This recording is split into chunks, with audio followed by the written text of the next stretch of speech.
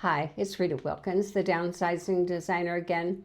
I just want to take a minute to acknowledge you for just how far you've come. Over the last few days, you've done some of the hardest emotional work, identifying the sentimental clutter, understanding the meaning behind it, and even learning how to begin to let go without the guilt. So now here we are, step 4, developing tools to declutter faster and with more ease. This step is about momentum, is where emotion meets action. So when I began my own downsizing journey, I was just truly overwhelmed. I had closets full of stuff, drawers that I really hadn't opened in years, and rooms that held not just objects, but so many memories. But I quickly realized something. If I wanted to create a simpler life with less, I needed systems of some kind. I needed tools that worked not just once, but over and over again. So I created some small rituals that gave me structure, and they also gave me peace. An example is the 3P method. Is pause. So you pick up an item, you hold it.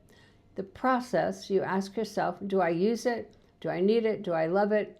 And the third part is you parting ways with purpose. So if you no longer serves you in your life today, then release it and just say thank you.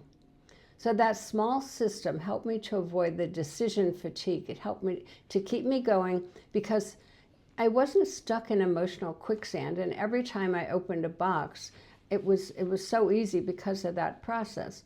And for the really sentimental things, like letters, photos, keepsakes, I used memory boxes and digitized what I didn't need to keep physically. That gave me room to breathe and still hold on to those memories. So here's the truth. Sentimental clutter can slow you down, almost even the most motivated declutterer. That's why having practical, repeatable tools is so important. You don't need to clear the whole attic in one weekend. You just need to have a few simple systems to help you make steady progress day after day. So if you try this, designate a small let go box in your home and choose one shelf, one drawer, one category, or one category of items per day, and then set a timer, just 15 minutes, that's it. That small, consistent action is how you build a life of less stuff and more meaning. So remember, decluttering isn't about letting go of things, it's about reclaiming your space, your time, your freedom, and most importantly, your peace of mind. So every time you release something, it brings you closer and closer to that simpler life that reflects who you are today, not who you used to be.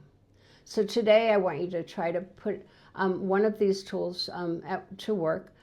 Make it part of your journey, whether it's the 3P method, the pause, the process, and the part with, or the 15-minute timer, or just starting a memory box. Choose a tool that gives you both clarity and also control. So in the next email, we're going to explore step 5, how to fully appreciate the special items that you did choose to keep. Because once that clutter is cleared, what remains should be just the true reflection of your life that you want to live, beautiful, intentional, and light. So you're so close. So keep going. I'm cheering you on every step of the way.